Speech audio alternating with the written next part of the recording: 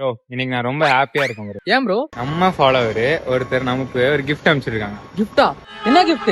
என்ன கிஃப்ட்? என்ன கிஃப்ட்? என்ன கிஃப்ட்? அட இருங்க ப்ரோ, அததான் நம்ம இப்ப ரிவீல் பண்ண போறோம். ரிவீல் பண்ணிடுவோமா? தாராளமா. என்ன ப்ரோ, உங்களுக்கு அல்வா கொடுத்துட்டாங்க? ப்ரோ அல்வா இல்ல ப்ரோ, இது கவி கேக்ஸோட ப்ரௌனி ப்ரோ. இத சாப்பிட்டு பாருங்க. நீங்க சாப்பிடுங்க ப்ரோ. இத நான் நிறைய வாட்டி சாப்பிட்டுருக்கு, இது என்னோட ஃபேவரட். சாப்பிட்டு பாருங்க. அப்படின்றீங்க? ஆமா. சாப்பிட்டுருவோம். எப்படி இருக்கு ப்ரோ? இனிமேட்டு எனக்கும் ஃபேவரட் தான். நீங்க நம்ம இங்க இருக்கிற எல்லாத்துக்கிட்டையும் போய் கேட்டு பாப்போம். It's really good. ஒரு 10க்கு எவ்வளவு ரேட்டிங் கொடுப்பீங்க இதுக்கு? ப்ரோ என்னைய பொறுத்தவரை பாத்தீங்கன்னா 10க்கு 10 கொடுப்பேன் bro.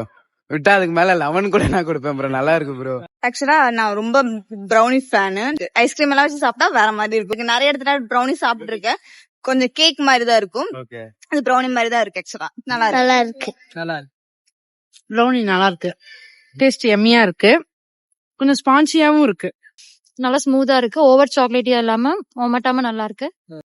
Bro bro Bro, bro நீ ப்ரோ bro, ப்ரோ இந்த ப்ரௌனி சாப்பிடுங்க. இந்த ப்ரௌனி சாப்பிடுங்க. ப்ரோ ஏன் ப்ரோ? சாப்பிடுங்க ப்ரோ. உங்களுக்கு ஒரு ஒர்த்தான இருக்கும். அப்படியா? ஆமா, கண்டிப்பா ட்ரை பண்ணுங்க. எப்படி இருந்துச்சு? எப்படி இருந்துச்சு?